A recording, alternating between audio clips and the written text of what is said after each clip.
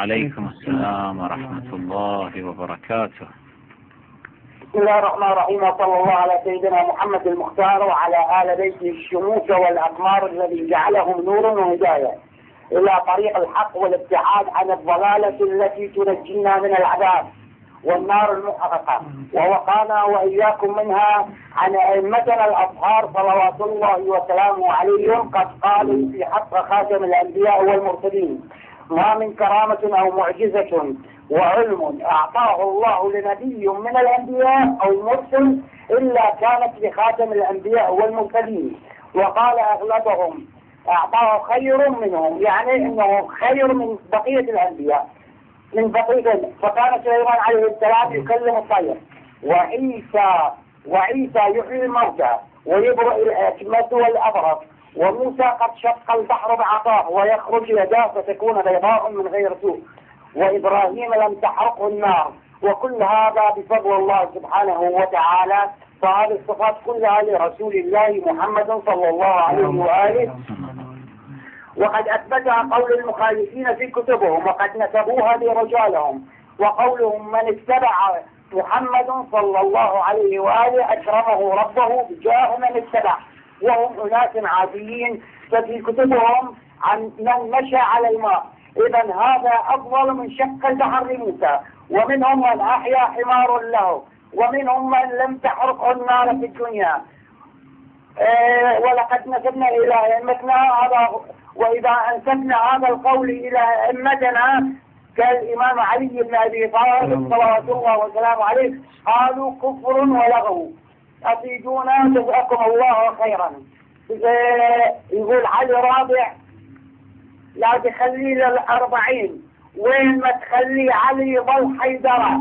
علي الأول نجي نعد من الأمام، بالأخير يصير نحسد من وراء. علي يم قبر الزلم تلزم ترى، وعلي يفرح من تخلوه بالأخير. علي قضى العمر يهوى الآخرة. منين ما تخلوا علي يبدو الصراط، منين ما تخلوها يبدو المسطرة. شي علي ناجح بمدرسة الإله، شي علي ناجح بمدرسة الإله. كم صحابي حاولوا شق دفترة، أبو فاضل أخذ من عنده قليل وصار كل الصار بالطف وجرى. إذا مو عباس على القنطرة كان شوية منك يا علي واقف على القنطرة. ليش الصار قبله؟ شي شفه كبير أدري كان الحرب كلهم ورا، كلها رقفت على الخلافة بلا يدين. حكده ويلبس الشرف بالمحضرة. النبي أشرف بشر، بس آخر رسول. المهدي ينقذ أمة بس اللي ورا. علي واقف في مكانه وزاودوه. اجى الأول والثاني والمرة بعد ما اعتب على قبله يصير. بربكم شايفين خليفة يضرب سرى. أنا هيك تعلمت من حيدر الجرار، وعلى الجرار ما ادري منين اديها، وما يخالف اذا اديها اقدر انهيها. اسم حيدر على العدوان سابيها بالدنيا. علي اشرف بشر موجود، وعلي كرار بس ما كرروا بها. اذا عالم اساميهم علي وكرار في يوم الحشر للنار تاليها، ما يقولوا لهم يلا قبل النار، ما يقولوا لهم يلا قبل النار. اول شغلة تتبدل اساميها، وترى حظة حلو، تقبل جهنم فيه. عالم جهنم ما رضت بيها، اكل تفاحة طاعة وخلص الزهراء. شيخنا ابو طالب سلام الله عليه، ابو طالب شكل مو دخل فيها من خلص امير المؤمنين علي بن ابي طالب. هذا وقولي أخير: لعنة الله على أبو بكر وعمر وعثمان ومعاوية وعائشة وحفصة وهند وأم الحكم. وجزاكم الله خيرا، والسلام عليكم ورحمة الله وبركاته. يا هلا أخوي موسى، مشكور. طيب الله أنفاسك. السلام عليكم.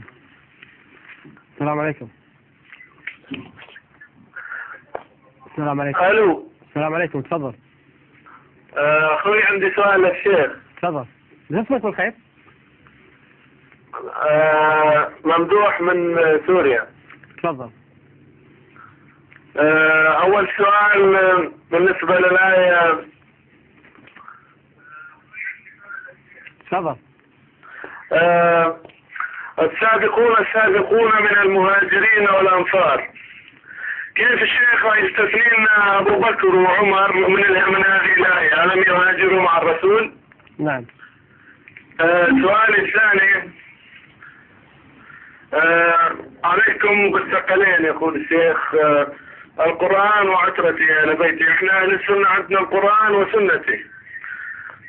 هل شك الرسول في سنته حتى لم يوصينا باتباع سنته؟ يعني ليش ما قال لنا القرآن وسنتي انتم على كلامكم؟ هل مدة 23 سنة الرسول يطبق من سنة يعني أفعاله كلها سنة للإسلام، لماذا لم يأمرنا باتباعها؟ لماذا يقول اتبعوا عترتي على بيتي؟ هل شك فيها؟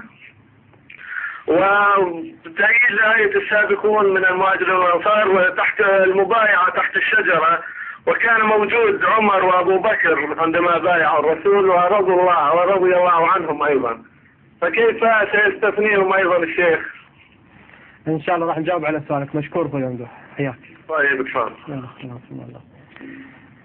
اللهم صل على محمد وعلى بيته الطيبين الطاهرين العاجل فرجهم من الله. السلام عليكم. الو. السلام عليكم. السلام عليكم ورحمة الله. يا هلا وعليكم السلام ورحمة الله. يا هلا أخوي أبو خالد، حياك الله. طاب يومكم إن شاء الله وأسعد مساءكم. أسعد الله مساك. تفضل. حياك شيخ سليم. حياكم الله. أهلا وسهلا.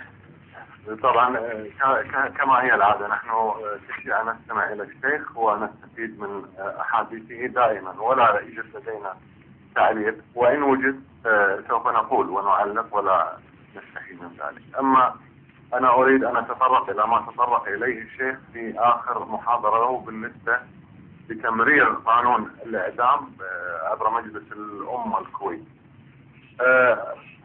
وأريد أيضا رأي من الشيخ، يعني أنا لا أريد أعلق فقط، أريد رأيا من الشيخ. سأطرح فكرة أو سأطرح رؤية أنا أراها وإن شاء الله أتمنى لها النجاح. أنا أقول بما أن الكويت يعني نوعا ما تحتكم غالبا إلى القانون وليس كليا وإنما أحيانا، فيحق لكل مواطن كويتي أن يرفع قضية على أي شخص أو أي مؤسسة يرى أنها اعتدت على معتقده أو عليه شخصيا في ماله وأرضه، وهذه الأمور حقيقة يفعل. أنا أقول قد يقلب السحر على الساحر إن مرر هذا القانون، هو الآن في مراحله الأولى وإن أقر في مجلس الأمة. وأقول للأخوة الكويتيين الشيعة من الكويتيين أنكم بإمكانكم أن تقلبوا الطاولة. هناك من القضاة منهم معتدلون، وهناك من القضاة منهم أصلا مشككين في النهج الذي تسير عليه الوهابية والسلفية.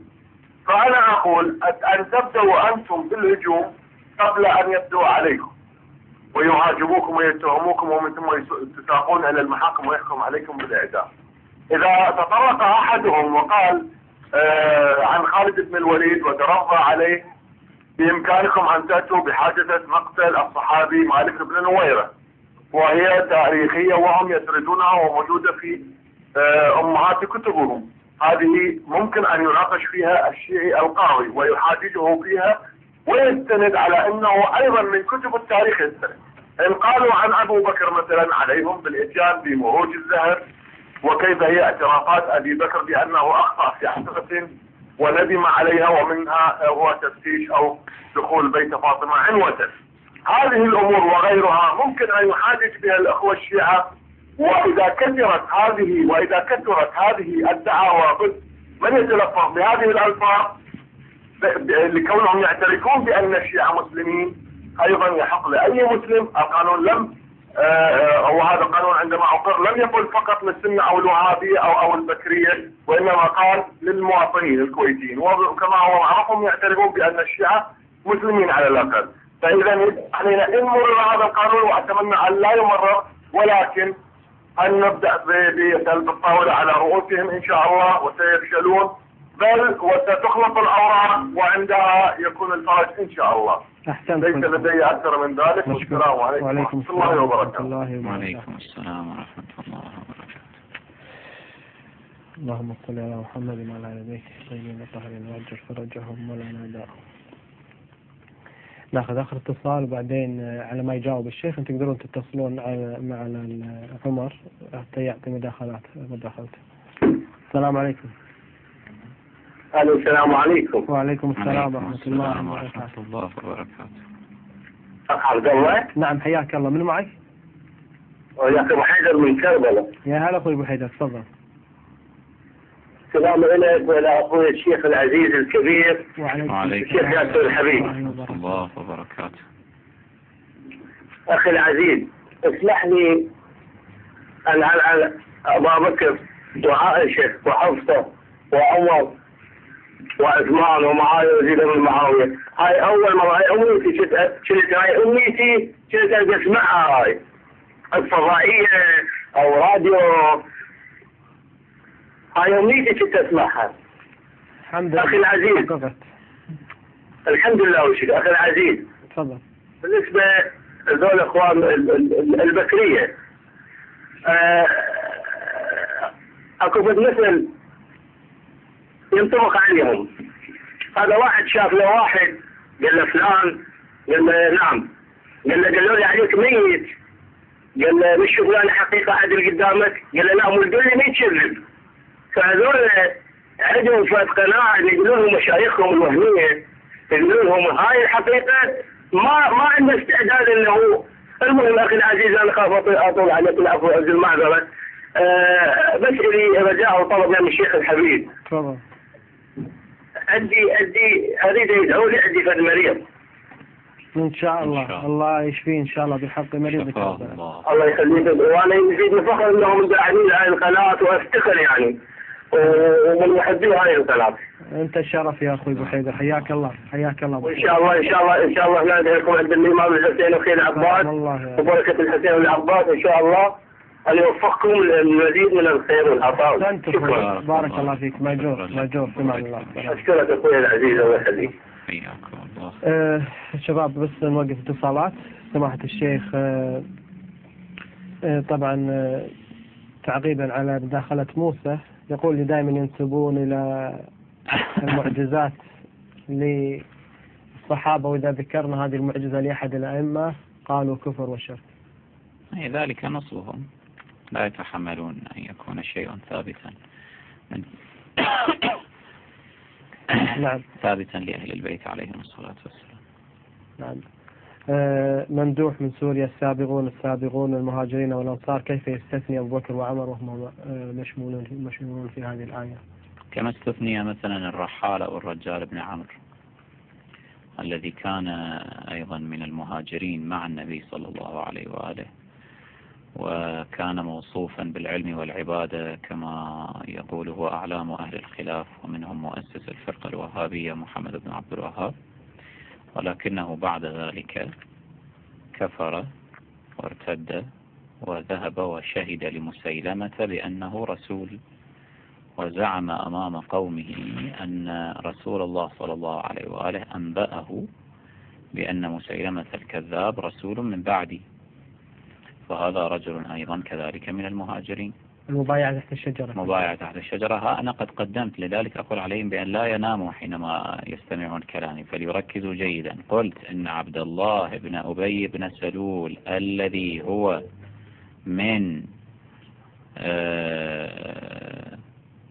هو من المنافقين بالإجماع كان من جملة الذين بايعوا تحت الشجرة. أتفهمون أم لا؟ ها أنا ذا أكرر.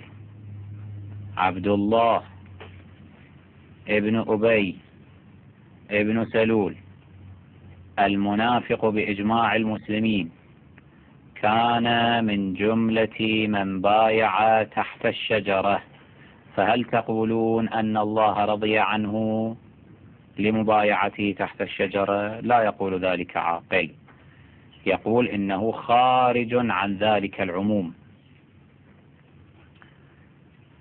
خارج عن عموم الرضوان الذي نزل على الذين بايعوا تحت الشجرة، لأن هذا الرضوان إنما ينزل على المؤمنين الذين بايعوا تحت الشجرة. لقد رضي الله عن المؤمنين إذ يبايعونك تحت الشجرة، لا عن الكل. فكما خرج عبد الله بن أبي بن سلول عن جملة المؤمنين الذين بايعوا تحت الشجرة لثبوت نفاقه، كذلك خرج أبو بكر وعمر وعثمان لثبوت نفاقهم، مع أنهم بايعوا تحت الشجرة، علما أن عثمان لم يكن ممن بايع، لأن النبي صلى الله عليه وآله أرسله إلى مكة في القصة المعروفة. نعم. القرآن تركت فيكم ما أن تمسكتم به لن تضلوا من بعدي، كتاب الله وعترتي على بيتي. لماذا حثنا النبي صلى الله عليه وآله التمسك بالعترة؟ هل لديه شك بسنته كما ادعى ممدوح من سوريا؟ أي استدلال هذا وأي نتيجة خرقاء هذه؟ يعني ألي أن النبي صلى الله عليه وآله أوصى باتباع عترته فمعنى ذلك أنه قد شك في سنته؟ أي ربط هذا بذاك؟ النبي صلى الله عليه وآله كان عالما بأن سنته ستتعرض إلى التحريف، سيكذب عليه. هو قال ستكثر علي الكذابة من بعدي، بل هنالك أحاديث تذكر أنه صلى الله عليه وآله ينبئ الناس عن أن الكذابين قد كثروا في حياته الشريفة، كذبوا عليه كثيرا. فأراد النبي صلى الله عليه وآله أن يعين للمسلمين رجالا يرجعون إليهم مرجعية إسلامية، حتى لا يختلفون أنه رسول الله قال هذا الحديث أم لم يقل هذا الحديث، هذا حديث صحيح أم حديث غير صحيح، هذه سنة متواترة أم سنة مثلا غير متواترة، سنة ثابتة أم سنة غير ثابتة. فجعل لهم رجالا قال عترتي من أهل بيتي، هؤلاء ارجعوا إليهم، هؤلاء هم الذين يكشفون لكم حقيقة الأمور، أنه هل هذه من سنتي أم لا، هل هذا الحديث صحيح أم مكذوب عليه. وهذا الذي نحن فعلنا، التففنا حول الأئمة الشرعيين من أبناء رسول الله صلى الله عليه وآله فمحصوا لنا السنة، ميزوا لنا السنة. لا يحتاج النبي إلى أن يقول كتاب الله وسنتي، لا يحتاج، لأن كتاب الله بذاته أمر بالسنة، قال ما آتاكم الرسول فخذوه وما نهاكم عنه فانتهوا. إذن الكتاب قد أمر بالسنة، فحينما يقول عليكم بكتاب الله إذن ضمن قد أمر بسنته، لأن كتاب الله يأمر بسنته، فلا يحتاج إلى أن يضع السنة في الكفة الأخرى في الثقل الآخر، إنما يجعل في الثقل الآخر من يترجم الكتاب والسنة، الذي يترجم ويبين ويميز، وهذا لا يكون إلا الإمام. ما معنى الإمام؟ الذي يؤتم به، ترجع إليه.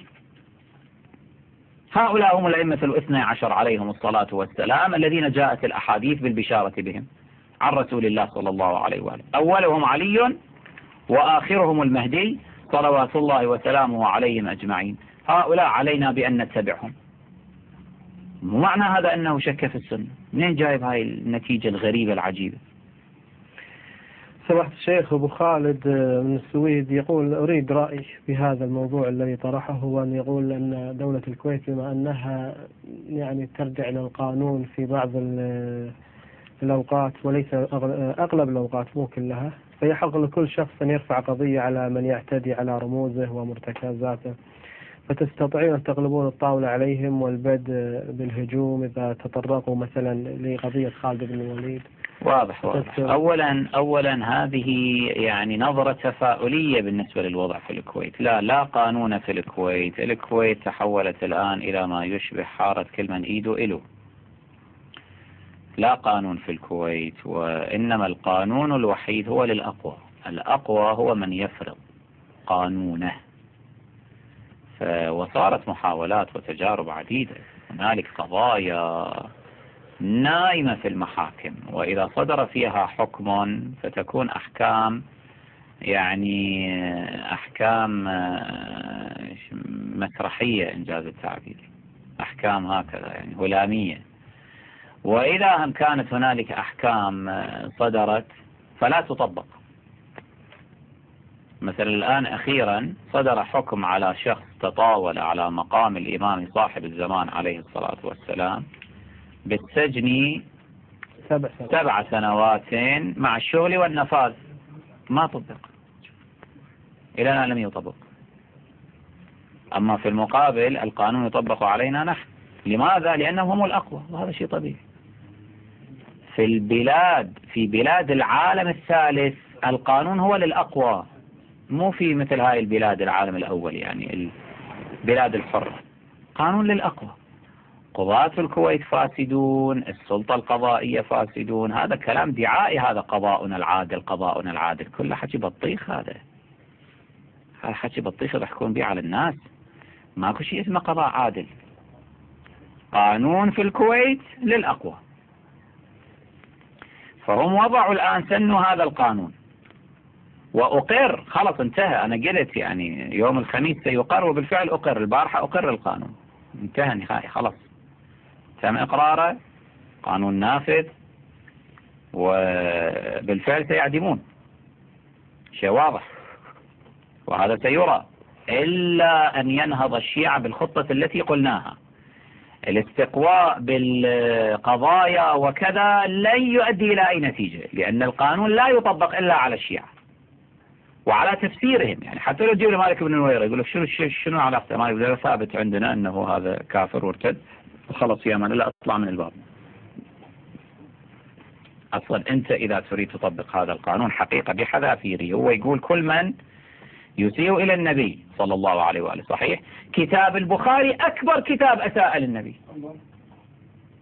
روايات عائشة في كتاب البخاري أكثر روايات تسيء للنبي صلى الله عليه وآله، أكثر روايات وأحاديث. فهل هنالك جرأة لهم في تطبيق هذا القانون على كل من يبيع أو يتداول كتاب البخاري في الكويت؟ لا. أما إذا وجدوا عند أي شخص في الكويت الآن كتاب لي أو مجلة المنبر مثلا أيام الكويت أو CD محاضرة لي، فورا يأخذون يطبقون عليه القانون، مع أنه ربما محاضرة أخلاقية. الآن في الكويت إذا واحد يرفع هذا العلم، علم خدام المهدي عليه السلام، يستدعونه ويريدون تطبيق القانون عليه، مع أنه ما أساء برفع هذا العلم للنبي صلى الله عليه وآله، لكن لا، شو شلون يحمله، يسوي عملية ملازمات. أنت رفعت علم خدام المهدي، هذا علم من؟ علم الجهة التي تنظم احتفالات بمناسبة هلاك عائشة، التي تطعن في عائشة، فإذا هذا دليل على أنك مؤيد لهذه الاحتفالات، وهذه الاحتفالات طعن في عرض النبي، إذا أنت تستحق الإعدام. هذا هو اللي جاري، هذا اللي جاري. أنا عندي معلومات، أدري أنه بالكويت يستدعون مجموعة من الشباب والناس وهالشكل على أساس رافع العلم. أصلا إذا يقول اسمي مكان معين تصير كارثة. اسمي أنا شخصيا إذا يذكروه. قبل فترة بعض الإخوة اللي إجوا يعني من زيارة العتبات المقدسة في مطار الكويت، يقول ده النادي واحد من الشباب اللي وياهم اسمه ياسر، فواحد قال هالشكل: ياسر حبيبي تعال. فإذا مجموعة من فجأة المخابرات وشرطة وما أدري كذا وفلان وهذول ملوت الجواز، يا صاحب وياكم؟ قال أنا ما قلت ياسر الحبيب، قلت ياسر حبيبي تعال. شوف الجمل يا جماعة، القضية هالشكل. هؤلاء قوم يحسبون كل صيحة عليهم، ما يطبق القانون إلا على الأضعف، وهو أساسا قانون جائر لا نسلم به وقد أقر. الحل الوحيد لدى الكويتيين إن تبقى شيعة الكويت أحياء ولم تقرأ عليهم الفاتحة بعد، أن يمضوا بالخطة التي قلناها، وهي التصعيد السياسي والاجتماعي والحقوقي داخل الكويت وخارج الكويت. يعلنون عصيان مدني شامل. نواب الشيعة يطلعون من البرلمان يعلقون عضويتهم، وزراء الشيعة كذلك، الموظفين المسؤولين الشيعة، طلبة المدارس، طلبة الجامعات، والكل يروح هناك يبيت في ساحة الإرادة إلى أن يعاد النظر في هذا القانون ويرده أمير الكويت. إن رده، وأمير الكويت جبان ما يستطيع أن يقاوم هؤلاء الآن أخذوا كل شيء، وسبب أخذهم لكل شيء أن الآخرين جبنوا، فعلى الآخرين أن يتشجعوا، صيروا شجعان، صيروا رجال، لا أشباه الرجال الذين أوجعوا قلب أمير المؤمنين عليه السلام وكان يخاطبهم يا أشباه الرجال ولا رجال. هذا المطلوب، هذا هو الذي فيه عزكم ونجاحكم. أما صراحة المضيف في أي إجراءات أخرى، قضايا ما أدري أنه نحاول أن نقلب الطاولة عنهم، هذا ما ينفع، لأنه لن تقلب الطاولة عليهم أيها الأخوة. هؤلاء قوم خلاص راكبين رأسهم ماشيين ولهم أن يتفصوا من كل شيء. هذا الآن الذي تطاول على الإمام الحجة عليه السلام تنطبق عليه القوانين السابقة، زين؟ يعني مو هذا القانون الأخير، لأنه هذا القانون لا ينطبق عليه، هذا القانون فقط متعلق بالنبي صلى الله عليه وسلم وأزواجه. وحتى قالوا لهم في المجلس، قالوا له أنت خال في المادة القانونية كل من طعن في عرض النبي وعرض أزواجه. صحيح، ليش كاتب عرض أزواجه؟ خشيل عرض أزواجه، لأنه عرض أزواجه يعني عرض النبي بعد. هو شنو عرض النبي؟ قال لا عمدا حتى قال هذا بالمجلس، قالوها في جلسة قرار القانون البارحة، قال المراد من عرض أزواجه خصوص أم المؤمنين عائشة التي بدأ الزنادقة والخبثاء أتباع ياسر الزنديق يتناولونها. فالقضية موجهة، هذا قانون عائشة، مو قانون الدفاع عن النبي صلى الله عليه وآله. خسئتم أنتم، وين والنبي وين أصلا؟ أنتم متى كنتوا تدافعون عن النبي صلى الله عليه وآله؟ إحنا أهل الدفاع عن النبي، جايين تزايدون علينا؟ اعترفوا بالحقيقة، قولوا نعم هيجاننا هذا من أجل عائشة، من أجل أبي بكر، من أجل عمر. لا تجون تسوي لنا أن تحتمون وراء ستار النبي حتى تريد أن تلزم الآخرين أنه إذا طعنت في عائشة يعني طعنت في النبي صلى الله عليه وآله. لا يا أخي، أنا لا أسلم لك بهذه الملازمة، بالعكس أنا حينما أطعن في عائشة فإني أدافع عن النبي صلى الله عليه وآله. هذا الذي يجري. ما يسمعون الكلام يا أخي هذول نواب الشيعة ولا شيعة الكويت، ما يسمعون الحكي، ولا الشيعة في العالم كله. ايش قد نحكي ماكو فايدة. أحسن سماحة الشيخ، إخوان نطلع فاصل ولا نكمل الاتصالات؟ نعم. في أذان السامراء المقدسة بعد 5 دقائق، وصعب تاخذون تتصلون على خلنا ناخذ اتصالات. أيضا السلام عليكم. السلام عليكم ورحمة الله. يا هلا، تفضل. عليكم السلام ورحمة الله، تفضل. السلام عليكم شيخنا. وعليكم السلام ورحمة الله وبركاته. منو معي؟ معك خادم نعل الزهراء، سلام الله عليها. الله يعطيك العافية شيخنا على هالمجهود اللي تبذله أسبوعيا، والله يعينك إن شاء الله. الله يعافيكم، شكرا لكم، جزاكم الله خير. أنا حبيت يعني أوجه كلامي إلى المتصل عمر المثال اشترك وياكم على المناظرة. والله يعني صراحة مداخلته أقل من مناظرة، يعني لا يوجد رد علمي ولا يعني ردود غير مبنية على علم كلام ولا على هذا. يعني بنقول له يا أخ عمر، أولا أنت الآن مخير بين جنة ونار، والجنة لا ينالها إلا ذو حظ عظيم، فاتق الله وارجع إلى رشدك وابحث بالكتب. ترى المسألة مو مسألة يعني مو مسألة عادية، مسألة عدائية مع الشيخ ياسر الحبيب أو غيره، لا، المسألة أكبر من كذي. ومن بين الأشياء اللي يقولون إنه والله شلون هذول الروافض يقولون إن النبي فشل حتى في اختيار أصحابه وفشل حتى في اختيار زوجاته. يا أخي أنت ما تقرأ القرآن. بلعم بن باعوراء هذا الزنديق الله عطاه الاسم الأعظم وكان من خواص النبي موسى عليه السلام. هل الله فشل في اختيار رجل يعطيه الاسم الأعظم؟ هل هذا كلام؟ يعني على الأقل يعني حجونا في حجة يعني ممكن الواحد يتناقش معاكم فيها علميا، لا تحجونا بأشياء يعني تعبنا الصراحة. يعني الشيخ ياسر الحبيب يتمنى واحد يحاج حجة علمية. لا يوجد حجة علمية، لا توجد مناظرة بمعنى المناظرة، كل كلام يعني تهم تعودنا عليها نشوفها في المنتديات ونسمعها على هذا العرعور ابو العراعير، ويعني تعبنا حقيقة.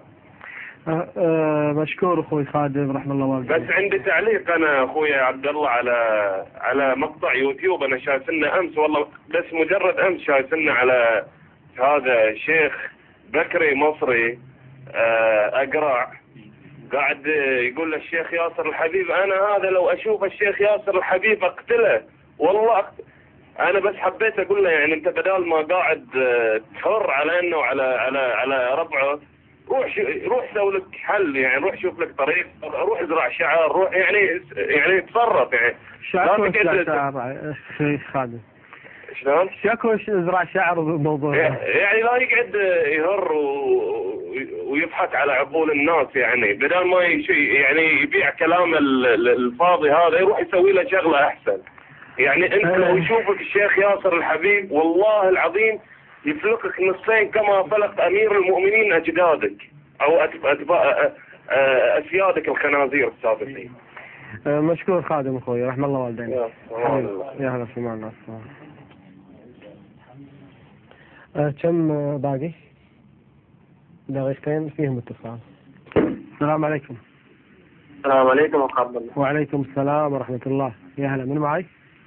معك أخوك حسن زعابي من سلطان. هلا أخوي حسن، تفضل، عندك مداخلة في دقيقتين، تفضل. أحسنت. أول شيء السلام على الشيخ المجاهد ياسر الحبيب.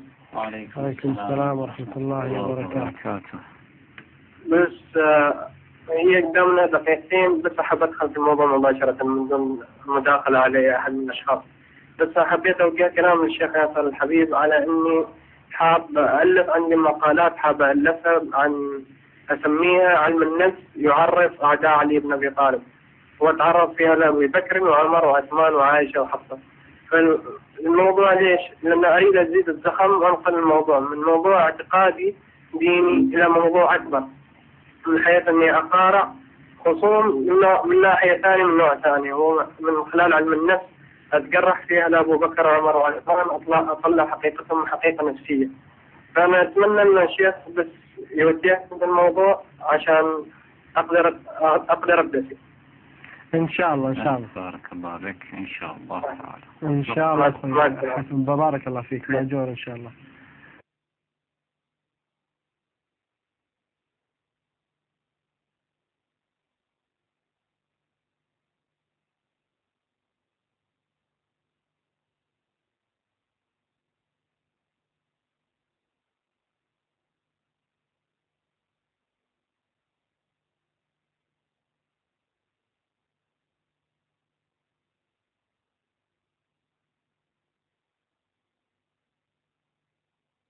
اللهم صل على محمد وعلى آل بيته الطيبين الطاهرين وعجل فرجهم ولا نعداه. اللهم صل على محمد وعلى محمد. معانا اتصال، راح فيكم أول شيء أعزائي المشاهدين قناة ثلاث مرة أخرى في البث المباشر، ومعانا اتصال من الجزائر من الأخ إلياس. السلام عليكم. السلام عليكم، كيف حالك أخ عبد الله؟ وعليكم السلام ورحمة الله. يا هلا أخوي إلياس، تفضل حياك الله. أنا كنا يعني صادق معكم. إلياس ليس اسمي الحقيقي. نعم.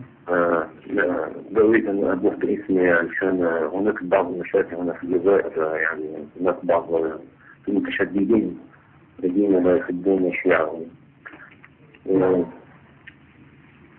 أنا متابع لقناة منذ أكثر من 8 أشهر تقريبا. نعم.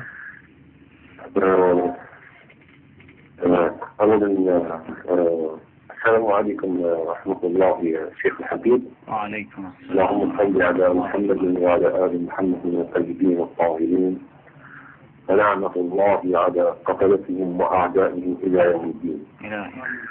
أريد أن أقول منذ أن كان في عمري يعني 6 سنوات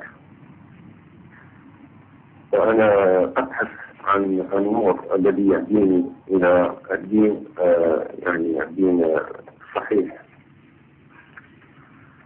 ومنذ أن بدأت أتابع قناة فدك يعني من خلال متابعتي للشيخ ياسر الحبيب يعني تيقنت أن الدين الإسلامي الصحيح هو الدين ودين محمد وما جاء به يعني وصيه علي بن أبي طالب عليه السلام وإن الطاغين من بعده. كيف أقول يعني أقول لا أحسن اللغة العربية. أنا يعني محرف كذا تعرفون أن اللغة التي ندرس بها كثيرا من اللغة الفرنسية يعني أعتذر عن لا نفهمك وكلامك واضح جدا. تفضل كمل. الله بك. نعم يعني أقول أنا كان عندي صراع يعني داخلي منذ أن كان في عمري 6 سنوات ولم يعني عندما أقرأ مثلا يعني مثلا الكتب البكرية مثل يسمى بصحيح البخاري هذا تعبيرهم أنا لا أعتبره صحيح البخاري. وعندما أقرأ مثلا كتاب مسلم يعني أجد فيه بعض الأحاديث يعني طبعا صراحة في الرسول صلى الله عليه وسلم وعلى آله الطيبين الطاهرين. فبدأ في قلبي بعض الصراع. كنت متخبطا وصراحة أنا منذ أن كان في عمري 14 سنة لم أصلي في المسجد بسبب ما أقرأه في تلك الكتب. ولكن في قلبي لم أشك يوما في نبوة محمد صلى الله عليه وسلم. وكان قلبي دائما يعني يميل حبا نحو عقيل عليه السلام وفاطمة الزهراء وخديجة. وكان الشك يعني يدور في قلبي دائما عندما أسمع أحاديث التي تروى عن عائشة وخاصة ما يسمى كيف يقولون هيك الكذاب أبو هريرة يعني فبدأ الشك في قلبي خاصة عندما أقرأ يعني أقرأ في كتب المذاهب الأربعة مثل بمذهب الشافعي والحنبلي يعني صراحة لما تلخبط لا أعرف حتى الصلاة صحيحة. كل مذهب يبادي بطرقه يعني صراحة لم أكن أصليه بأن كان في عمري 14 سنة. ولكن لم يكن لي شك يعني في نبوة الرسول صلى الله عليه وسلم. فأنا أشهد أنه فعلا رسول الله وأنه خاتم الأنبياء. ولكن الشك كان يدور حول ما يسمى بالصحابة خاصة أبو بكر وعمر. فحينما كنت أقرأ بعض ما يروى في الكتب يعني في الطبري وما شبه ذلك يعني أجد أشياء يعني كثير غضب خاصة الأشياء طبعا فعلا طبعا في الرسول في كرامة الرسول صلى الله عليه وسلم. وأريد أن أقول يعني أنا عندما أتكلم باللغة الفرنسية مع النصارى فكنت يعني عندما أقيم عليه الحجة بأن دينه ليس دين الحق لم أكن ألجأ إلى مثلا إلى الكتب البكرية يقيم عليها. كنت ألجأ دائما يعني يسمى بالمنطق يقيم على الحجة. ولكن في المقابل كان هو يلتجأ إلى يعني روايات عائشة وروايات يعني طبعا كان دائما يخرجني فلا أعرف كيف أجيب عليه. فمنذ أن يعني بدأت أتابع قناة بدأت أستعمل الأسلوب الذي طرحه الشيخ الحبيب أعزه الله أطاله في عمره. يعني أريد أن أقول أنني من هذه اللحظة أنني متشيع وموالي إلى محمد وإلى آله الطيبين الطاهرين.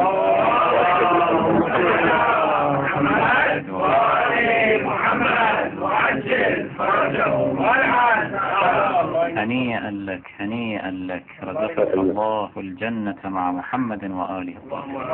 اللهم صل على محمد. الحمد لله. بارك الله فيك، بيض الله وجهك إن شاء الله. أحسن العمل إن شاء الله، أحسن العمل إن شاء الله حتى تضمن شفاعة النبي الأعظم وأهل بيته. اللهم صل على محمد وآل محمد. هنيئا لك، مبارك لك أخوي دخولك وركوبك سفينة النجاة، وحشرك الله مع محمد وعلى بيته الطيبين الطاهرين، ولعنة الله على أعدائهم. عندك أصبح كيف تحب توجه له نصيحة الأخ؟ هو إحسان العمل إن شاء الله، فإن الشيعي الحمد لله. فقط الشيخ يحب من فضلك، أريد يعني عندي مشكلة كبيرة يعني في الصلاة، لا أعرف كيف أصلي، يعني لا أعرف الطريقة التي يصلي بها. نعم. يعني طريقة إن شاء الله سأوجه الإخوة يا أخي الكريم الياس، سأوجه الإخوة إلى أن يبثوا. كان لدي الحقيقة قبل سنوات، قبل حتى انطلاقة قناة فدك، طلب كثير من الإخوة المتشيعين مني أن أشرح لهم كيفية الصلاة وأؤديها أمامهم عمليا، يعني الوضوء والصلاة، وأديت ذلك وسجل وهو مبثوث في الإنترنت. إذا أردت أن تراجع موقعنا الرسمي موقع القطرة، هنالك شرح كامل وافي بالصوت والصورة لكيفية الوضوء والصلاة. وأنا إن شاء الله سأوجه الإخوة الآن هنا في المكتب أن يعيدوا عرضه على قناة فدك بحوله تعالى بإذن الله تعالى إن شاء الله.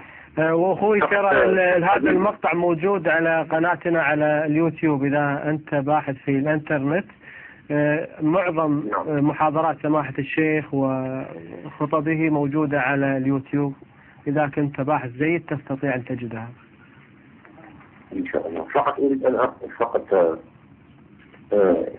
يعني في الأيام الأولى عندما كنت أتابع قناة فدك، يعني كيف أقول يعني الأيام الأولى يعني كنت متفاجئا بالطرح الذي كان يعرفه الشيخ الحبيب.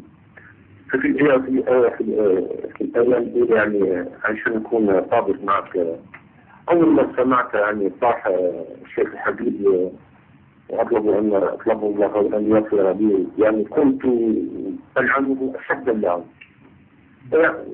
لكن بعد أن استمعت يعني بدأت أستمع يعني أيام التي مرت، يعني توقعت أن يعني قلت في نفسي لماذا لا أبحث، لماذا يعني أدعم دائما هذا الشيخ، لماذا لا أبحث حتى أتيقن إن كان ما يقوله هو الحق أو الباطل. فبدأت أبحث، فذهبت إلى بعض المشايخ، فبدأت يعني أسأل بعض الأسئلة، خاصة قصة حسين عليه السلام. فكلما كنت أسأل يعني عن كيفية ما جرى للحسين، كانوا يقولون لي دائما يعني لا تسأل، هذا كفر، هذا يعني هذا من الماضي. فبدأت أسأل أسئلة عن ما جرى لفاطمة الزهراء عليه السلام، فنفس الشيء يعني الجواب كان دائما قطعيا، لا تسأل هذا. يعني كان يقولون لي دائما أن السؤال عن هذه الأحداث ستجرك إلى الكفر. فبدأت أبحث في الكتب، يعني بدأت أطلع في كتب الشيعة، ولكن يعني قلة فهمي اللغة العربية كانت يعني وجدتني بعض الصعوبات في أفهم يعني العقيدة التي ينادي بها الشيعة. فبدأت يعني أترجم من اللغة العربية إلى اللغة الفرنسية، كانت هذا الأسلوب يعني أنا متمكن في اللغة الفرنسية. فعن طريق منظومة يعني بدأت يعني أفهم بعض الشيء، يعني العقيدة كيف هي العقيدة الشيعة. لا يعني الحمد لله تيقنت أن العقيدة الصحيحة هي عقيدة محمد وآل محمد. اللهم صل على محمد وآل محمد. ثبتك الله على الإيمان أخوي وبارك الله فيك، وخلك مع تواصل مع المكتب إن شاء الله سنسجل رقمك، وأي استفسار وأي سؤال إن شاء الله راح نكون نجاوب عليه. وطبعا توك داخل الإسلام، فإن شاء الله أي استفسار ومشكلة عندك خليك معنا وأنت أخونا إن شاء الله. إن شاء الله. حياك الله. فقط أنا أقول نعم. أقول يعني أدعو الله أن يطيل عمر ياسر الحبيب إلى أن يلقى مثل مطابق إن شاء الله. أحسنت، مشكور أخوي، حياك الله، بارك الله فيك. يلا السلام عليكم. سلام الله. السلام. حياك الله.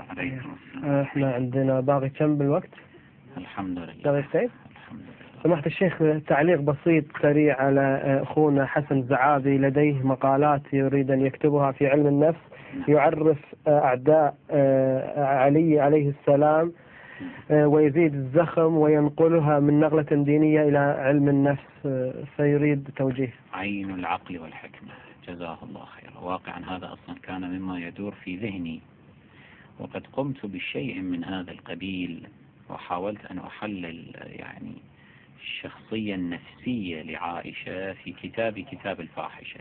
إذا أراد الأخ الكريم أنه يطلع على هذا النموذج التطبيقي من هذه الشخصية، الذي أراه أنه بالفعل التوجه في محاولة استكشاف الدوافع النفسية لهذه الشخصيات في إحداث ما أحدثوه في الإسلام. لقد قلت في سلسلة محاضرات كيف زيف الإسلام أنه مثلا إحدى ما كان يعاني منه أبو بكر وعمر على وجه الخصوص كان الشعور بعقدة الصغار والحقارة، لأنهما من قبيلتين يعني كانتا تعاملان كقبيلة من الطبقة السابعة مثلا في قريش، قبيلتا تيم وعدي، وهما أيضا ما كان لهما ذلك الشأن. لما استطاعا الاتصال باليهود وأهل الكتاب علما منهم أن المستقبل سيكون لهذه الشخصية بهذه الأوصاف التي هي شخصية النبي الأعظم صلى الله عليه وآله، فإنهما التحقا بهذا الدين بهذا الدافع. كان دافعهما ركوب هذه الموجة، قرأا المستقبل جيدا بالتوافق مع أهل الكتاب والبشارات التي جاءت في كتبهم والملاحم التي ذكرت هناك. فهذا مثلا دافع نفسي جدا مهم. تتبع مثل هذه الدوافع النفسية وصياغتها في قالب كتاب راجع إلى يعني مبادئ علم النفس أمر جدا مهم، ويحل كثيرا من الألغاز في طبيعة ممارسات وأفعال هذه الشخصيات. فالأخ الباحث الكريم أنا أحييه على هذا التوجه، وإن شاء الله ما نستطيع أن نقدمه في هذا الاتجاه نقدمه مبدئيا. أنصحه بالاطلاع على كتاب الفاحشة فيما يتصل بعائشة في تحليل شخصيتها النفسية، وأيضا سلسلة محاضرات كيف زيف الإسلام. وإذا جاءت في بالي نقاط معينة أستطيع إرشاده إليها إن شاء الله أنا سأبلغكم بها حتى إن شاء الله تتواصلون معه. بارك الله فيك. أحسنت سماحة الشيخ، طيب الله الفاسك. وإحنا نقول العمر البكري اللي تداخل مع الشيخ، طبعا إحنا الوقت البرنامج كان جدا ضيق، ونوعد أن عندنا اتصال معاه في حلقة قادمة، حلقة إن شاء الله في المستقبل، ولكن ننصحه أن يقرأ ويطلع ويزيد ثقافته ومعلوماته حتى يبيض وجهه أمام أبناء جلدته وأمام المستمعين، حتى يخرج بالشيء الطيب بالشيء الحسن. ونريد منه أن يهتدي إن شاء الله، وأن يكون من الذين جحدوا بها واستيقنتها أنفسهم. الحق بين وهو مع آل محمد. اللهم صل على محمد وآل محمد. ويلتزم فقط في ورقة البحث ويلتزم في حدود الأدب. هذا ما لدينا اليوم، وما بقي لي إلا أن أستغفر الله لي ولكم، وأستودعكم الله الذي لا تضيع ودائعه. والسلام عليكم ورحمة الله وبركاته. اللهم صل على محمد وآل محمد عجل فرجهم ولعن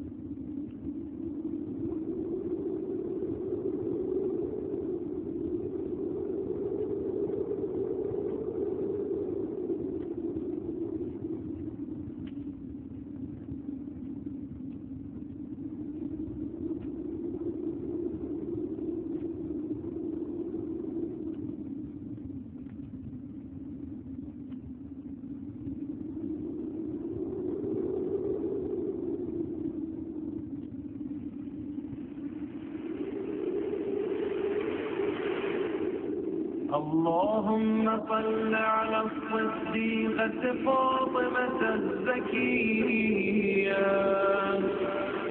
حبيبة حبيبك ونبيك وأم أحبائك وأصفيائك. السلام على المرمل بالدماء.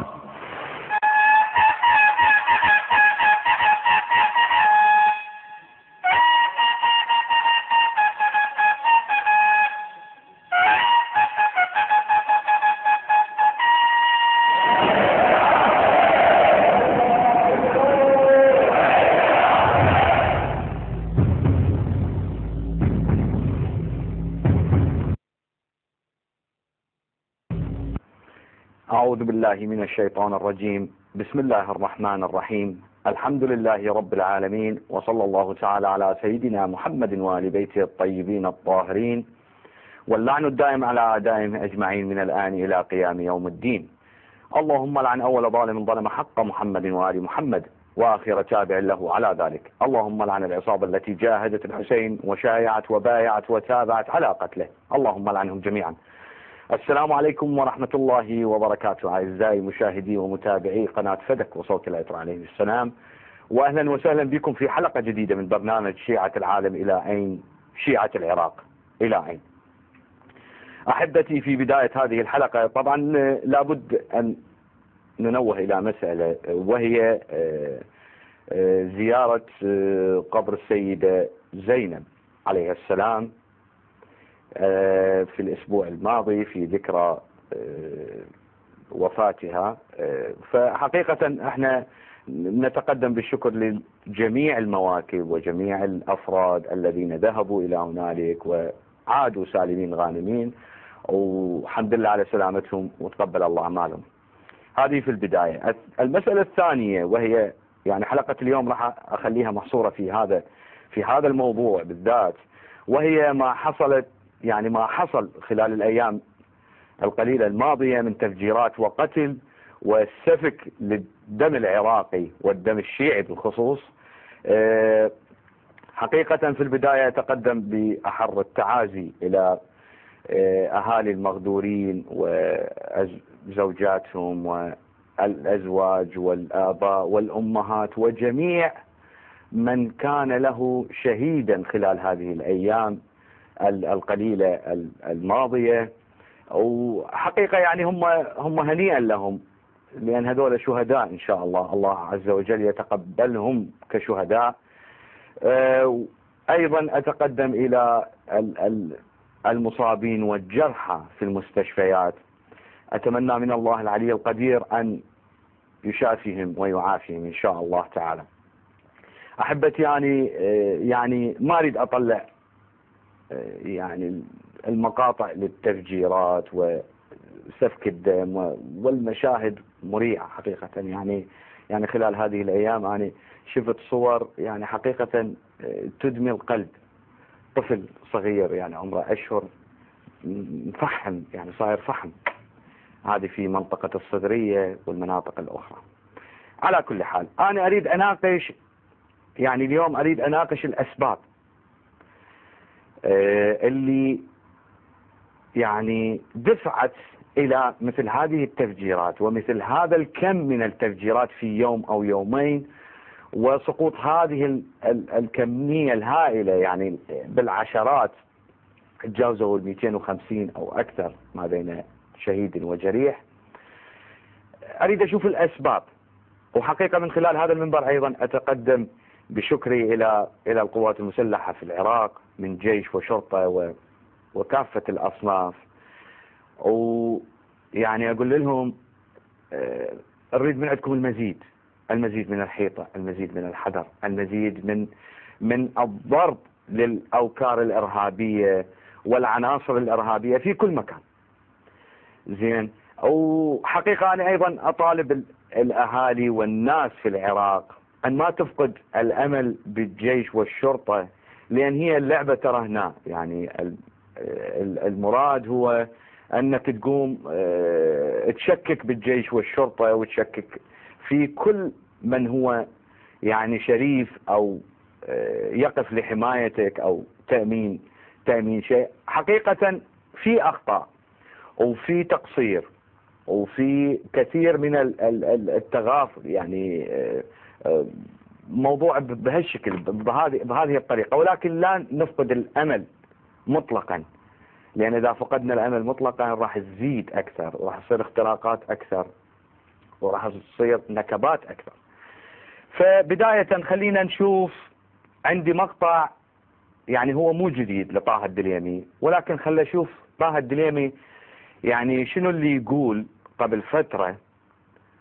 محمد جهز لنا المقطع، نزل لنا اياه، خلينا نشوف هذا المقطع اعزائي ونعود واياكم ان شاء الله. السوريون اخواني السوريين، وخلي ينتبهون العراقيون. اخواني قبل ايام، وهذه اخبار موثقة، واحنا تأتينا الاخبار وتأتينا التقارير من العراق، نائب رئيس المخابرات السورية مع نور المالكي وابراهيم الجعفري زاروا المرجع الشيعي في النجف علي السيستاني في لقاء سري،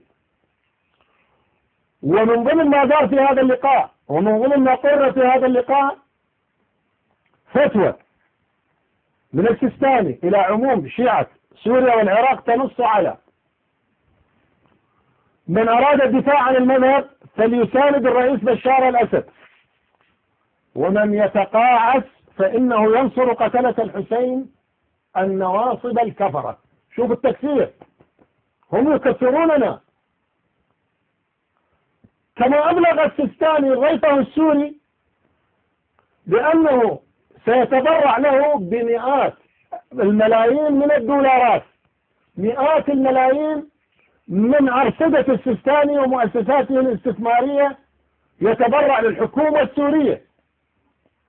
أين تذهب هذه التبرعات؟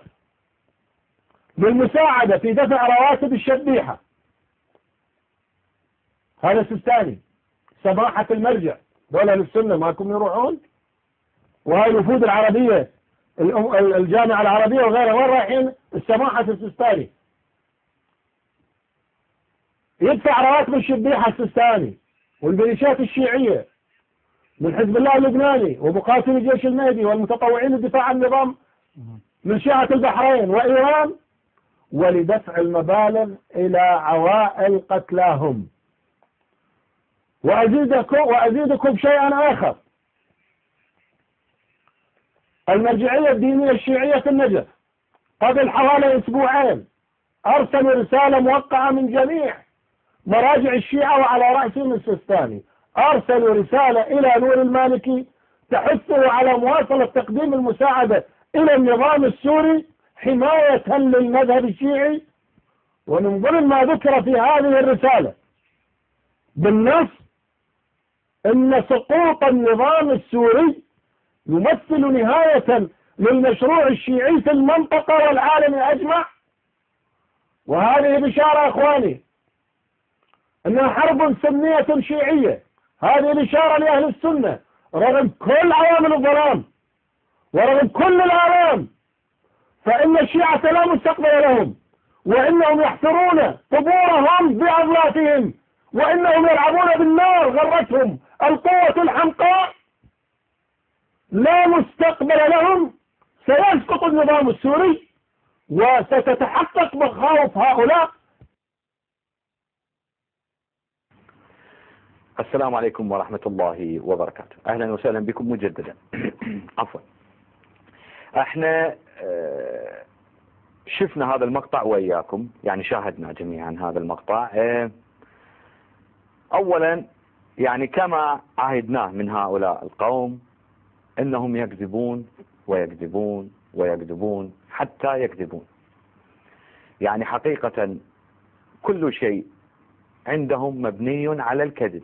ولا يقول لي واحد انت ترى تجمع تقول كل المخالفين، لا لا لا، انا دا اتكلم عن هؤلاء الذين يسمونهم بالعلماء بالفقهاء بالمحدثين بالحفاظ بي إلى آخره من هذه الألقاب والأسماء، وهم قصاصين. على كل حال هذا الكذب وهو اطلع عليه وبرقية سرية، انت جابك على البرقية السرية، شلون تسربت إلك؟ شلون وصلت لك البرقية السرية؟ يعني هذا نريد نفهمه. وهذا الخطاب وهذا النواصب الكفرة هم يكفروننا. زين من اعترفت انك انت ناصبي، يعني جيد هذا انك تعترف انك ناصبي، تنصب العداء لمحمد وآل بيت محمد صلوات الله وسلامه عليهم أجمعين. والناصبي هو شنو؟ يعني ماذا هو الرد على الناصبي؟ بعد تعرفوا أنتم. على كل حال وكثيرا ما قال بالنص. طيب شلون هذا بالنص؟ شلون اجاك؟ شلون وصل لك بالنص؟ وقال له على اساس المراجع دزوا رساله الى المالكي، قال له لا ادعم النظام السوري لان اذا سقط النظام السوري بعد ماكو شيء اسمه شيعه.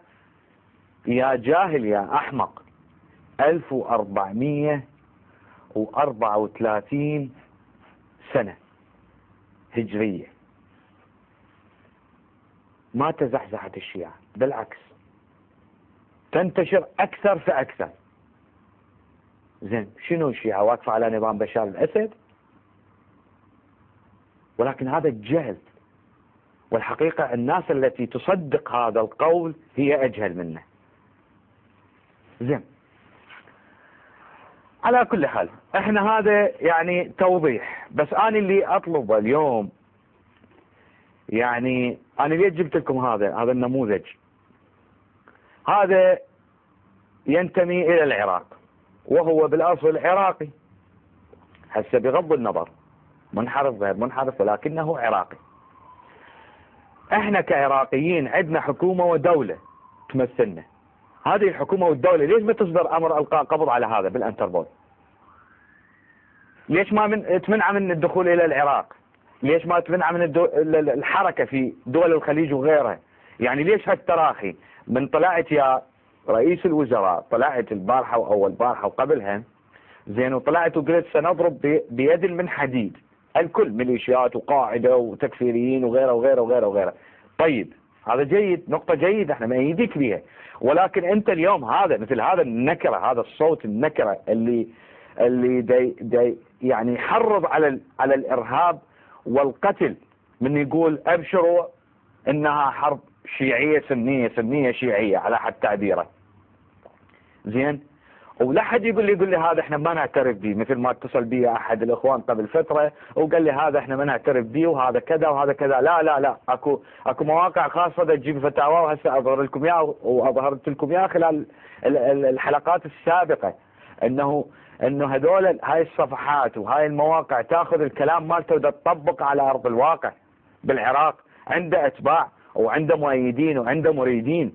زين فاحنا نريد مثل هاي الاصوات بعد تنقطع لسانتها، ما إلها لسان بعد، ما نريدهم يطلعون بعد ويتحدثون هذا الحديث وكلها ساكتة عنهم. طيب عندنا المشكلة، يعني هي مو المشكلة حقيقة.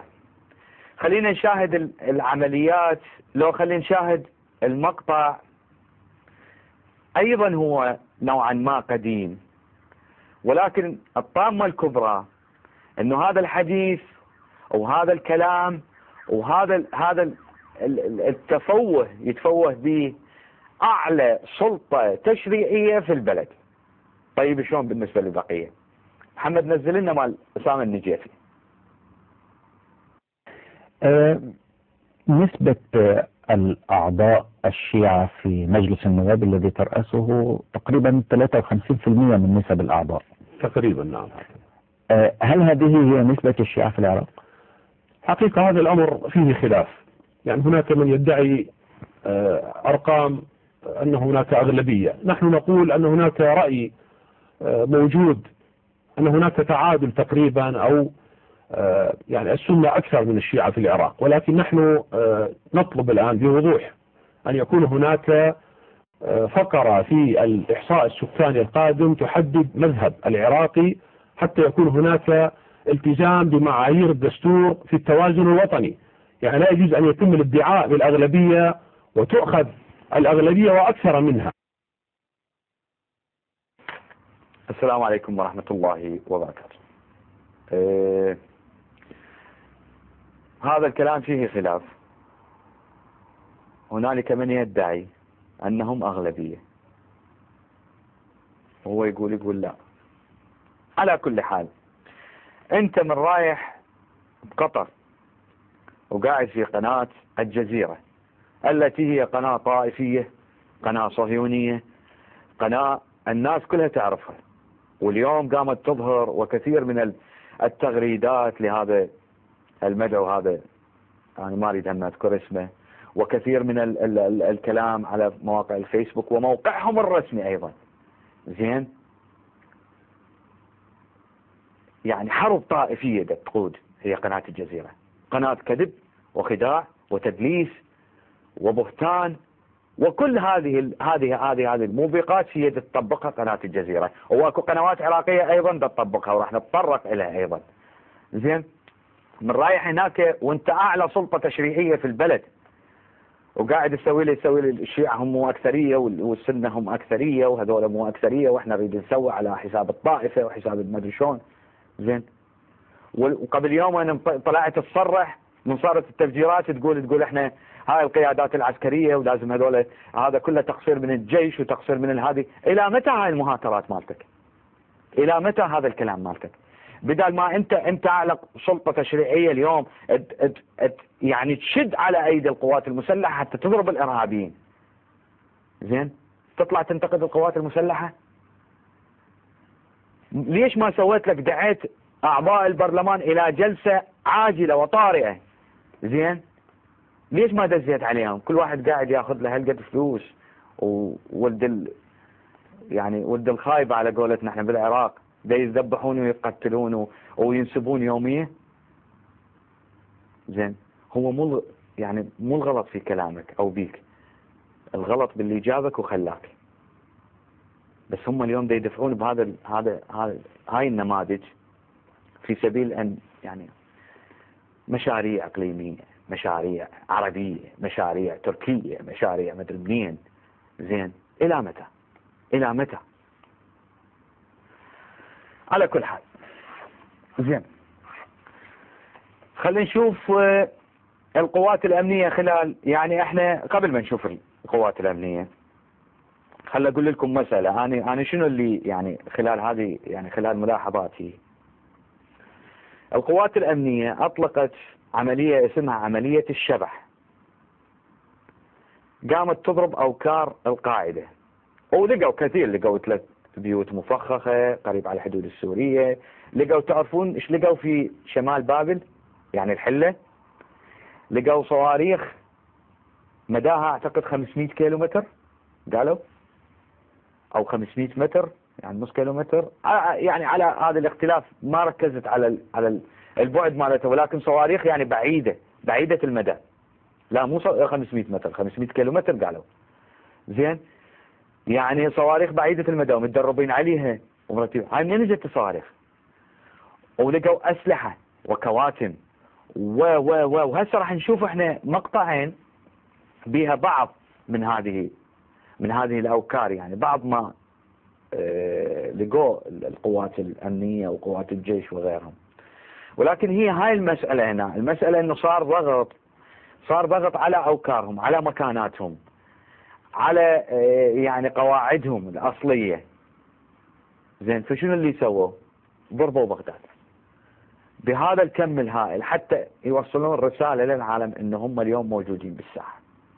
والمشكلة اخواننا، المشكلة من ابنائنا العراقيين اللي هم من الطوائف الاخرى، قاموا يهوسون ويهنجلون ويصيحون اليوم ميليشيات طائفية دا تقتل على الهوية، لأن قناة زين قالت ميليشيات. وراح أشوفكم كتب من بعض الكتب اللي نزلتها هذه القناة زين، ودا تدفع تدفع يعني بحرب طائفية، بذبح، بقتل، وهو كل شيء ما صار من هذا القبيل. سيطرات وهمية، سيطرات تطلب وتقتل على الهوية، كذب بكذب، وحاطين لهم صور على الفيسبوك. هذه سيطرة الهالكي وهذه السيطرة الوهمية. زين، هي مو سيطرة وهمية. استحدثوا اليوم قوات أمنية بلباس مدني ينزلون بالشوارع، سيارات مدنية، أرقام مدنية، زين، يفترون بالشوارع، يشوفون شنو إذا واحد مطلوب، إذا واحد مشكوك بأمره، إذا سيارة بها سلاح، إذا كذا إذا كذا إذا كذا، متوزعين على الشوارع. ليش؟ انتم بزمن صدام لعنة الله عليه ما كانت الاستخبارات والأمن والمخابرات وجهاز الأمن الخاص والبحث والمدري منه 700,000 جهاز تفتر بالشوارع. زين، كل ساعة واحد يطلب هويتك بصفحة. شو ما كنت يعني ما كنتوا تحكون بهذا الموضوع؟ ليش اليوم صارت هاي النعرات بهالشكل؟ على كل حال، خلينا ننزل المقاطع اثنيناتهم اللي هن يتحدثن عن القوات الأمنية، شنو اللي لقيته خلال هاي العملية، وبعدين نرجع وياكم إن شاء الله. 72 ساعة كانت كفيلة بأن تضع فيها قوات مشتركة من الجيش وجهاز مكافحة الإرهاب أثنتها بمنطقة الجزيرة في الأنبار. عملية نوعية تمكنت من خلالها تلك القوات من وضع يدها على أكبر معسكر لتنظيم القاعدة في تلك المنطقة، والذي يطلق عليه معسكر سيف البحر. تدخل على مناطق من تجهيزات ومن قوات إدامة العيش أيضا المستلزمات وضع الخطط كاملة المعسكر، أيضا موجود معسكر تدريبي كامل بمجاوزة هذا المعسكر. وهذا يعني يضبط أيضا المعسكر يقع في منطقة بين قيادة عمليات سيدة وقيادة عمليات الأنبار والجزيرات في المنطقة طريقة إلى جزيرة الوحوش، وفيما طلبته مخابئ للأسلحة والأعتدة والتجهيزات والمواد المتفجرة. تم الكشف عن مخططات استهداف مدينة راوة من محاور ثلاثة بحد ما مقدس في الإحداثيات. الواحد يشوف لها أن في راوة استهدف عليها كان 3 محاور. الأول من اتجاه الجزيرة هذه الجزيرة، والمحاور الأخرى من منطقة الشعبية، فكان يستهدفون بيت مدير الشرطة وبيت الدافع وحي القادسية وحي العسكري بمجاميع محدديها. كل مجموعة عبارة عن 5 إلى 6 شهور كانت عائلة المسيطرة على مدينة راوة على الجزر. أجناس مختلفة توحي بأن أعضاء تنظيم القاعدة المعسكر من أجناس مختلفة، أوستراليون وليبيون ومغاربة وغيرهم، تموههم سمات الخلافة التي تجاهدهم بما يحتاجونه من أزياء عربية.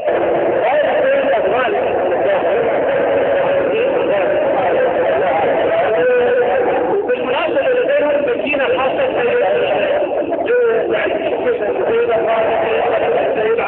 أن الأشخاص الموجودين المختلفين بين المغربي والتونسي والليبي وفي الوقت الذي تم تأمين الفريق الدولي الرابط بين الرمادي والرصد، لا تزال القوات الأمنية مستمرة في مطاردة بعض الهاربين والبحث عن معسكرات أخرى حسب المعلومات الاستخبارية.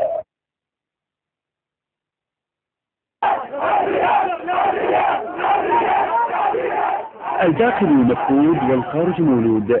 هذا هو حال التظاهرات، من مطالب مشروعة إلى آليات قتل وذبح على الهوية إلى مفقس لتفريخ الإرهاب.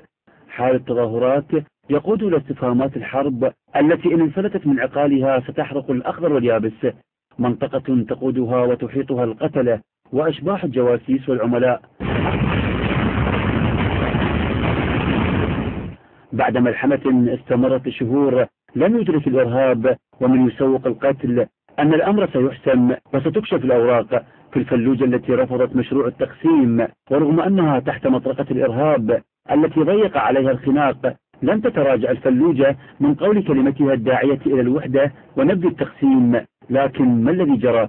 لم تجزم التوقعات حقيقة باستمرار التظاهرات، لأن المنطقة تعودت أن يكون الإرهاب ضيفا عليها، فهي منطقة لا تزال خصبة لهذه المجاميع. في الأشهر الأولى كانت مطالباتهم وتحولت إلى تهديد ووعيد، وانتهت إلى سيطرة الإرهاب على ساحات الاعتصام. وعادت خارطة القتل مجددا، والخاسر الوحيد الناس هناك. الانتفاضة بدأت في الفلوجة التي رفضت التقسيم، ويبدو أن الصور التي نقلت بضرب المتظاهرين الرافضين للتقسيم لن تتوقف عند هذا الحد، لأن الذي يرفض البيعة والولاء لمجموعة ما يسمى بدولة العراق الإسلامية سيكون مصيره القتل.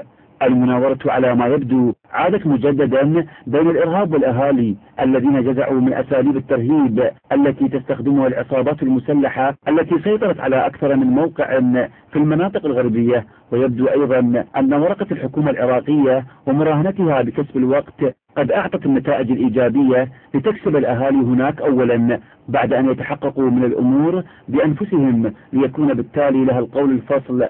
والسؤال الذي يقفز إلى مقدمة الحديث عن دور الأهالي هناك بعد انكشاف الحقائق، وعن موقف الحكومة أيضا بتوفير الأمن والأمان للأهالي هناك. السلام عليكم ورحمة الله وبركاته. أهلا وسهلا بكم مجددا.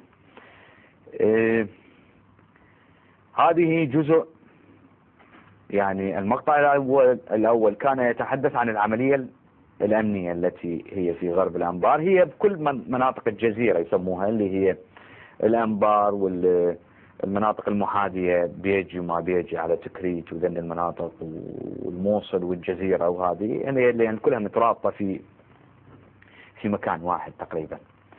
طيب، والثاني يتكلمون عن المظاهرات اللي احتلوها القاعدة وغير القاعدة. اكو فد خبر يعني كان عندي دزولي مقطع، ولكن انفقد وراها، ما ادري، اخذت اللينك مالته وبعدين راح، ما ادري وين، لازم ابحث عنه مرة اخرى. على كل حال يتحدث عن هذول اللي يخطفوهم على الخط السريع، هذا الخط الرئيسي مال الرمادي. اليوم قرأت في موقع وكالة أنباء، احدى وكالات الأنباء، يقول 3 من اهالي كربلاء اطلقوا سراحهم هناك. بس اللي يتحدث، كان اكو واحد يتحدث يقول انا سمعت احنا شدوا عيوننا وايدينا وكذا، واخذونا صعدونا بسيارات وبعدين ودونا الى مكانات مثل الخيم. يقول لي احنا بعدين فتحونا فنتلمس، يعني حسينا انه خيم. زين، يقول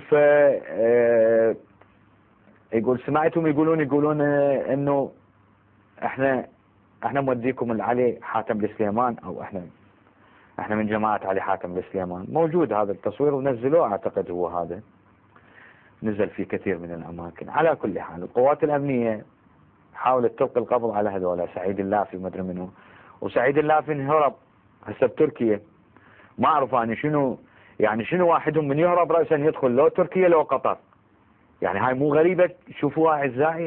يعني هسه انا مثلا اسوي لي فد مشكلة بالعراق واطلع مباشرة، اطلع راسا طب ادخل في قطر. يعني قطر هيك يعني راسا تستقبلني ترحب بيه، لو تركيا راسا تستقبلني ترحب بيه، غير اكو تواطؤ، اكو عمل. وراح اقول لكم مو من عندي هذا الكلام، من محافظ صلاح الدين اللي اليوم تفجيرا رادوا يقتلوه. لين قال هذا الكلام؟ خلي نقراها حتى ننتقل الى مسائل اخرى. وين هو هذا؟ يقول هنا يعني الخبر هذا، يقول بعد أن فضح بعض السياسيين السنة باستلامهم ملايين الدولارات من تركيا وقطر، محافظ صلاح الدين ينجو من تفجيرين في ثاني محاولة لاغتياله اليوم. هاي اليوم هذا الخبر اللي هو 29/5/2013. زين، هذا هو طالع على قناة الفيحاء مصرح، اسمه أحمد عبد الله محافظ صلاح الدين. أعلن مستشار إعلامي لمحافظ صلاح الدين اليوم الأربعاء أن المحافظ أحمد عبد الله الجبوري نجا من محاولة اغتيال بالتفجير سيارتين مفخختين استهدفتا موكبه لدى مروره في منطقة البطعمة شمال تكريت، مما أسفر عن إصابة 3 من أفراد حمايته بجروح في ثاني محاولة لاغتياله خلال ساعات. وكانت عبوة ناسفة انفجرت صباح اليوم مستهدفة موكب محافظ صلاح الدين لدى مروره في منطقة الحي الصناعي شمال تكريت، مما أسفر عن إلحاق أضرار مادية بإحدى عجلات الموكب، مبينا أن المحافظ لم لم يصل بأي أداء. عفوا. وأضاف المصدر الذي طلب عدم الكشف عن اسمه أن المحافظ كان في طريقه إلى مقر عمله في ديوان المحافظة من دون إعطاء المزيد من التفاصيل. زين. وكان محافظ صلاح الدين أحمد عبد الله الجبوري قد فضح في مؤتمر لشيوخ العشائر عدد من